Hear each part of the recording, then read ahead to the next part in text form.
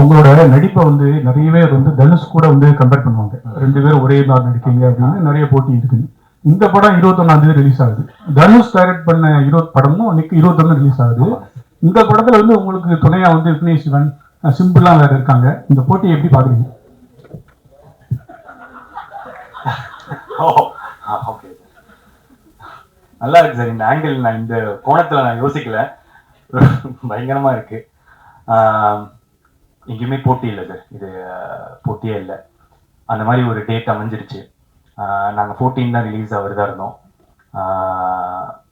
Ajith sir படம் வந்துச்சு. அதனால நல்ல இன்னும் பெட்டரான ஓப்பனிங்காகவும் ஸ்க்ரீன்ஸ்க்காகவும் 21st புஷ் பண்ணோம். ஐ திங்க் அதே ரீசனுக்காக தான் அவங்களும் புஷ் பண்ணியிருப்பாங்க. அந்த மாதிரி ஒரு விஷயம் அமைஞ்சிருச்சு, அவ்வளோதான் சார். டேரக்டர் சார்,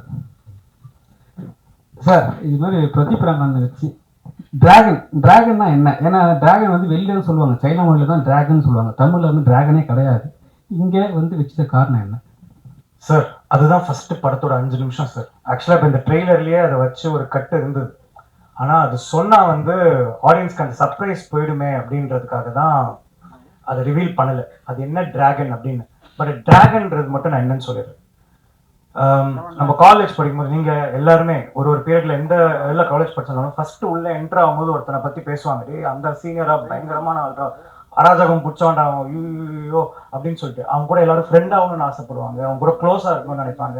ஏன்னா அவங்க கூட இருந்தால் ஒரு அட்டென்ஷன் கிடைக்கும். சீனா சுத்துவார். ஆனா காலேஜை விட்டு அந்த பையன் வெளியே போனதுக்கு அப்புறமா இவனை பார்த்து கை தட்டினவங்க அவங்க யாருமே வந்து கண்ணில் பட மாட்டாங்க. சொன்ன மாதிரிதான் இப்போ மிஷ்கின் இந்த இதில் சொல்லி ஒரு நாய் கூட மதிக்காதுன்னு வச்சுக்கோங்களேன்.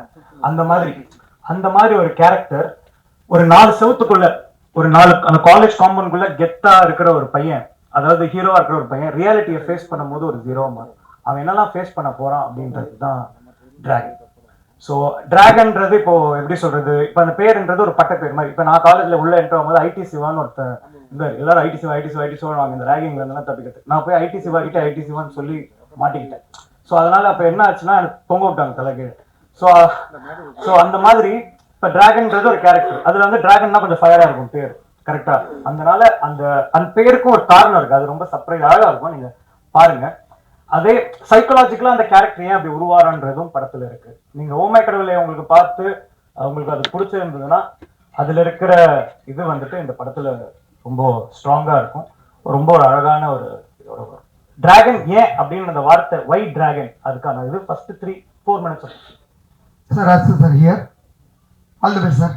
தேங்க்யூ. ட்ரைலர் நல்லா இருக்கு, வாழ்த்துக்கள். இந்த படம் இந்த சொல்ல உங்களுக்கு ஃபீல் குட் மூவி ஓமை கடவுளே. இந்த படம் டேக்அவே என்னவா இருக்கும் சார்?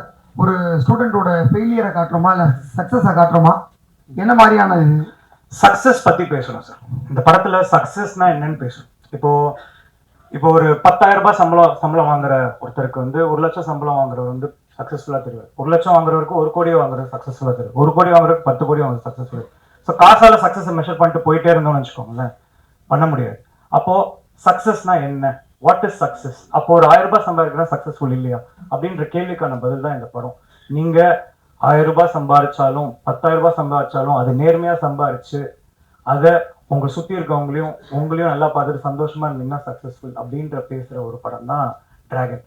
இது that's why it's a very family entertainer because it talks about family and the importance of family.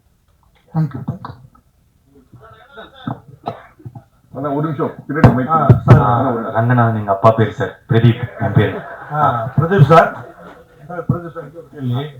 இப்போ நீங்க லவ் டுடே படம் கொடுத்தீங்க, பெரிய சக்சஸ் ஹீரோவா நடிச்சீங்க. பட் பெரிய சக்சஸ் கொடுத்த நீங்க வந்து தொடர்ச்சியா ஹீரோவா நடிக்க போறீங்களா இல்ல படங்கள் டைரக்ட் பண்ண போறீங்களா? எந்த முடிவு எடுத்திருக்கீங்க அது சொல்லுங்க. இப்போதைக்கு 3 படம் நடிச்சிட்டு இருக்கேன் சார். அந்த 3 படம் முடியும் போது அந்த டைம்ல என்ன தோணுதோ, நான் அப்பப்போ என்ன தோணுதோ அதை நான் பண்ணிட்டு இருக்கேன். ஷார்ட் ஃபிலிம்ஸ் பண்ணி ஐடியில் இருந்தேன், அப்புறம் ஷார்ட் ஃபிலிம்ஸ் பண்ணிட்டு இருந்தேன். டைரக்ட் பண்ணணும்னு ஆசைப்பட்டேன், டைரக்ட் பண்ணேன். நடிக்கணும்னு ஆசைப்பட்டேன், நடித்தேன். இப்போதைக்கு 3 படம் நடிக்கிறேன். அந்த டைமில் தான் டெசிஷன். ஐ திங்க் நடிக்கிறது கன்டினியூ பண்ணணும்னு நினைக்கிறேன். டைரக்ஷனும் அப்பப்போ ஒரு கதை பண்ணுறதுக்கு கொஞ்சம் டைம் ஆகுது, 2 வருஷம் அந்த மாதிரி எழுதுறதுக்கு டைம் ஆகுது. ஸோ அதனால இதையும் யூஸ் பண்ணிக்கிறேன். நான் டைரக்ட் பண்ணும்போது ஒரு 3 வருஷத்துக்கு ஒரு தடவை டைரக்ட் பண்ணேன்னா அதுக்கு நடுவில் தான் நடிச்சிட்டு இருப்பேன். சார் இந்த சிம்பு பாட்டு ஐடியா கொடுத்து நீங்க டைரக்டரா சார்? சிம்பு பாடிட்டு என்ன சொன்னாரு சார்? கொஞ்சம் எக்ஸாக்டா ஞாபகம் டைரக்டர் தான் சிம்பு சார் பாடினா நல்லா இருக்கும்னு ஐடியா கொடுத்து சார் அவர் பாட வைக்கிறது. அதுதான் அது டைரக்டர் தான் நினைக்கிறேன். பாட்டு வரிகளுக்கு இன்ட்ரெஸ்டிங்கான ஒரு விஷயம் இருக்கு ஃபர்ஸ்ட் அந்த ஏண்டி விட்டு போன லிரிக்ஸ் சொன்னது என்னோட டிரைவர் மணி. அவர் தான் வந்துட்டு இப்போ ஒரு நார்மலான ஒருத்தர் வந்து இந்த ஒரு டிஸ்கஷன்ல இருக்கும்போது என் டிரைவர் எப்பவுமே கூட பக்கத்துலேயே வச்சுப்பேன். ஏன்னா ஒரு கதை சொல்லி பார்க்கும்போது அவருக்கு போய் சேர்ந்ததுன்னா அவருக்கும் எல்லாருக்கும் பிடிக்கும் அப்படின்ற ஒரு நம்பிக்கை எனக்கு. ஸோ என் டிரைவர் வந்து என் கூடயே தான் இருப்பார் மணின்னு சொல்லிட்டு. ஸோ ஏண்டி விட்டு போன அப்படின்றது எப்படி வந்துச்சுன்னா, ஒரு பொண்ணு ஒரு பையனை விட்டு போயிடுறா. ஸோ என்னவா இருக்கலாம்னும் போது பிரிந்தாய் அன்பே அது இதுன்ட்டு வந்துட்டு இருந்தது. ஏய் டிராகன் வந்து ஒரு சாதாரண பையன், ஜாலியான பையன், அவர் பொண்ணு விட்டு போறான்னா என்னடா கேட்பான் அப்படின்னு பேசிட்டு இருக்கும்போது, நான் என்னால ஒரு பொண்ணு விட்டு போனா ஏண்டி என்ன விட்டு போனேன் அப்படின்னு கேட்பான். அப்படி வந்ததுதான் ஏண்டி விட்டு போனேன். ஸோ அவர் ஃபர்ஸ்ட் நான் அனுப்பும் போது அஸ்வத் நான் எல்லாம் பாட மாட்டேன் சார், பிரேக்கப் சாங்லாம் நான் பாட மாட்டேன் அப்படின்னு சொல்லி சொன்னார். சார் நீங்க ஒரு வாட்டி கேளுங்க, உங்களுக்கு பாட்டு பிடிக்கும் நம்புறேன், நீங்க பிடிச்சா பாடுங்க அப்படின்னு சொல்லிட்டு அமிச்சோம். அவருக்கு அமிச்சதுக்கு அப்புறம் அவருக்கு ரொம்ப பிடிச்சிருந்தது. Purely based on merit of the song. அந்த பாட்டு அவருக்கு ரொம்ப பிடிச்சதுனால பாடினேன். இல்ல சார் அது Ashwat sir, Ashwat ji, two questions, one for you and one for the producer. Over to the first question, and the kadara was big time. Thank you, sir. How did that happen? One, to the producer ma'am, adukku vandu neenga one of your tweets only mentioned that what all these people do when I'm not in office, and அதுக்கப்புறமா வந்து these people went abroad and then you had a song that was shot in several European countries. So were you not aware of it? And what made you put those statements? First of all காசு போட்டு அமைச்சது producer தான். அவங்க காசு கொடுத்தாதான் போக முடியும். Second வந்துட்டு அங்கே போனதுக்கு அப்புறமா ஆக்சுவலா it was an idea of Pradeep to bro இங்கே இவ்வளோ தூரம் ஃபாரின் வந்திருக்கோம், நம்ம ஏன் ஒரு ப்ரோமோ வீடியோ பண்ணக்கூடாதுன்னு சொல்லிட்டு இது. ஸோ நான் ரொம்ப பிஸியாக இருந்தேன் ஷூட்டிங்கில் சாங். ஏன்னா நிறைய கண்ட்ரிஸ் ட்ராவல் பண்ணுறோம், we had to capture the entire இது, டைமிங் பேஸ் பண்ணி ஷூட் பண்ணணும் அப்படின்னு. அது நடுவில் சின்ஸ் பிரதீப் சொன்னதுனால எனக்கு அது ஒரு வேலிடாக பட்டுச்சு அந்த இது. ஸோ அந்த இதில் வந்து சரி ஓகே அப்படியே சேர்ந்து பண்ணலாம் அப்படின்னு சொல்லிட்டு அப்படியே ஆரம்பிச்சது தான். ஸோ அது என்ன ஆச்சுன்னா அதை எக்ஸாக்டாக அப்படியே சொல்கிறோம். ஸோ இந்த மாதிரி கான்செப்ட் ஒன்று பண்ணிட்டோம். So Pradeep's idea was to like இந்த மாதிரி நம்ம ஏன் எதிர்பார்க்கக்கூடாது, நம்ம ஏன் ஃபாரின் அப்படின்ற அந்த இது வந்துட்டு. அப்போ வந்து என்ன ஆச்சுன்னா ட்ரெயினில் போயிட்டு இருக்கோம். ஸோ ட்ரெயினில் போயிட்டு இருக்கும்போது ஷூட் பண்ணிட்டு போயிட்டு இருக்கோம். ஸோ திரும்பி வரணும் இல்லையா, அப்போ சும்மா இருக்கும்போது வந்துட்டு இருக்கும்போது நான் அவனை பார்த்து இந்த டைலாக் இந்த மாதிரி ஒரு கான்செப்ட் இப்படி பேசிக்கலாம் அப்படின்னு சொல்லும்போது நான் கொஞ்சம் ஃபயர் ஆகி நானா அப்படி இது கதற அப்படின்னு சொல்லிட்டேன். சொன்னதுக்கப்புறம் அவன் சிரிக்க ஆரம்பிச்சிட்டான். ஏன்டா சிரிக்கிற அப்படின்னு சொல்லும்போது அதை அப்படியே எடுத்து வச்சாச்சு. அவ்வளவுதானே தவிர it was not like plant. அது ஒரு பேசிட்டு இருக்கும்போது ஒரு ஃப்ளோல வந்தது. ஆனா பிரதீப் என்ன அதுக்கப்புறம் சொன்னா இந்த கதற நல்லா இருக்கு, அதை நிறைய வாட்டி எடுக்கலாம் ப்ரோ அப்படின்னு சொல்லிட்டு it was idea to shoot it multiple times. அதுதான் அதே மாதிரி ப்ரொடியூசர் பண்ணிட்டு ஃபர்ஸ்ட்லாம் காட்டல, எல்லாம் முடிச்சுட்டு ஏன்னா என்ன ஆகும் ஏதாவும்னு தெரியாது. சரி அது மாதிரி நான் வேற இருக்கேன் ஸ்கிரீன்ல தெரியுது பார்த்து ஏதாவது பென்சில் ஆட போறாங்கன்னு சொல்லிட்டு அப்புறமா அதுக்காக தான் நான் நல்லா பார்த்தேன். பயங்கரமா விழுந்து சிரிச்சுட்டே இருந்தாங்க அவங்களும் அசோசியேட் கிரியேட் ப்ரொடியூசரும். ஸோ அதனால ஓகே ஒர்க் ஆயிடுச்சு அப்படின்னு சொல்லிட்டு கொடுத்தோம். இதுதான் அதுக்கு பின்னாடி இருக்கிற story. It was the basic thing was to இவ்வளோ தூரம் போறோம், ஃபாரின் வரைக்கும் போறோம், ஏன் நம்ம வந்து ஒரு இது பண்ணக்கூடாது, அந்த இமோஷன் தான். டைரக்ட் சார் ஒரு நிமிஷம் ஆச்சுல மணி ஆக்சுவலா ஃபன்னான ட்ரீட் தான். ஏன்னா அவங்க ரெண்டு பேரும் எப்பவுமே ஏதாவது செட்ல வந்து ஒரு ஜாலியா இருக்கும் இது. And plus I was not there during the shoot. So I thought okay சும்மா ஒன்று போடலாம் அப்படின்னு. நோ இன்டென்ஷன் அது. ஆக்சுவலி இவங்க வந்து வெளில தான் யங் அண்ட் ஃபன் டீம் மாதிரி இருக்கும். ஆனால் literally everyday was extended call sheet. ஃபுல்லாக ஷூட் பண்ணிட்டே இருப்பாங்க. கிடைக்கிற ஒரு செகண்ட் கூட யாரோட டைமும் வேஸ்டே பண்ணல. They just managed it so well. ஆக்டிங்லாம் வேற லெவலில் இருக்கு. உங்களோட டைலாக் மாடலேஷன் வந்து எஸ் சூர்யா சார் மாதிரி நடிப்பு அரக்கன் மாதிரி இருக்கு. வரக்கூடிய படங்களில் உங்களுடைய மாடலேஷன் விஜய் சார் மாதிரி அஜித் சார் மாதிரி மாற வாய்ப்பு இருக்கா சார்?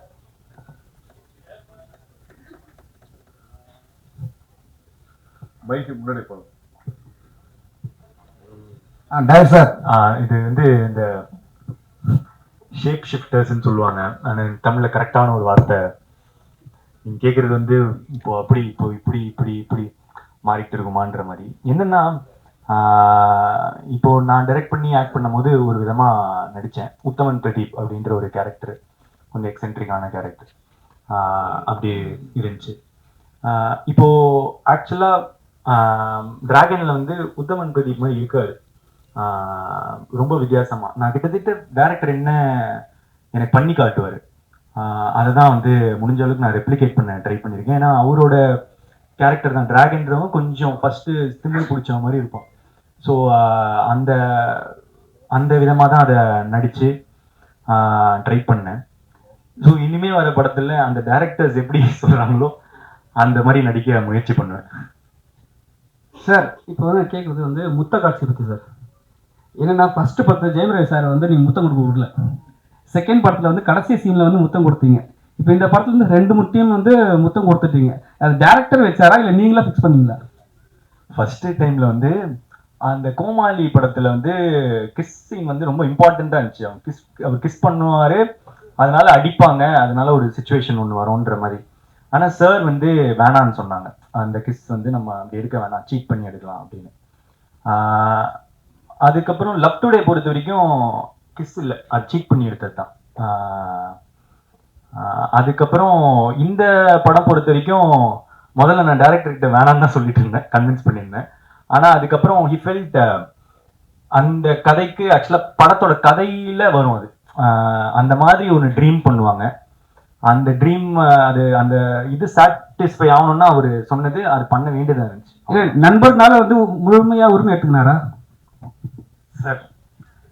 நான் இப்போ என்னோட ஓமை கடலை பார்த்துருக்கீங்களா? அதோட கிளைமேக்ஸ்ல கோர்ட்ல கிஸ் இருக்க மாதிரி, அது வந்து ஒரு ஃபார்ம் ஆஃப் லவ் சார். அவன் வந்து ஹீரோ வந்து ஒரு அந்த பொண்ணை பார்த்தா ஃபீலிங்ஸே இல்லைன்னு சொன்ன ஒருத்தன் வந்துட்டு கடைசியா அந்த பொண்ணை கிஸ் அடிக்கிறதுல 1000 ஒரு 20 பேஜ் டைலாக் அந்த ஒரு கிஸ்ல இருக்கு சார். அது வந்து கிராஸாவோ அதை வந்து இதனால வந்து படத்தை இது பண்ணலாமோ அந்த மாதிரி கிடையாது சார். அந்த கதைக்கு அது தேவைப்பட்டுச்சு.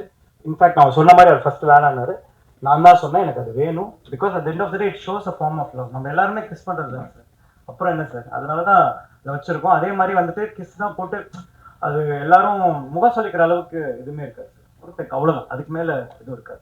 அது ரொம்ப ரொம்ப ஒரு actors felt very comfortable doing it. அதுக்கு மேல அதுல எந்த விதமான எதுவுமே இல்லை சார். ஒரே விஷயம் பாலன், டேரக்டர் சார், இதுவும் ஒரு கல்லூரி படம், இது என்ன புதுசா இருக்கு? அதான் சார், இது வந்து கல்லூரி படம்ன்றது வந்து மட்டும் கிடையாது சார். இது வந்து கல்லூரி முடிச்ச ஒரு மாணவன், அதுக்கப்புறம் இப்ப சொன்னேன் இல்லையா, ஃபர்ஸ்ட் கல்லூரியில இருந்து ஆட்டம் போட்டு வெளியே போற ஒருத்தன், ஒரு 4 செவத்துக்குள்ள ஹீரோவா இருக்க ஒருத்தன் ரியல் லைஃபை ஃபேஸ் பண்ணும்போது என்ன இருக்குன்றது தான் கதை சார். அர்ச்சனா மேடம், அது காலேஜ்குள்ள இருக்கு. அர்ச்சனா மேடம், முன்னெல்லாம் ஏஜிஎஸ் படமாலே கல்பாத்தி பிரதர்ஸ் 3 பேர் வருவாங்க, இப்போ எல்லாமே கல்பாத்தி சிஸ்டர் நீங்க 2 பேர் வரீங்க. அதனால ப்ரொடியூசரா கேட்கிறோம், சக்சஸ் ரேட் வந்து தமிழ் சினிமாவில் வந்து ரொம்ப கம்மியாகிட்டு இருக்கு, போன வருஷத்தோட இந்த வருஷம் கம்மியாகிட்டு இருக்கு அப்படின்னு சொன்னாங்க. இதுக்கு முக்கியமான காரணம் ஹீரோவோட சம்பளம் வந்து பல மடங்கு கூடுது அப்படின்னாங்க. லவ் டுடேக்கு அப்புறம் இவர் பல மடங்கு இந்த படத்துக்கு சம்பளம் வாங்கினாரா? நாங்கள் நம்பர்ஸ் கேட்க மாட்டோம், உண்மையா இல்லையா? அப்பெல்லாம் எங்களுக்கு என்ன ஆசையோ அது கொடுக்குறோம், அவருக்கு என்ன வேணுமோ அது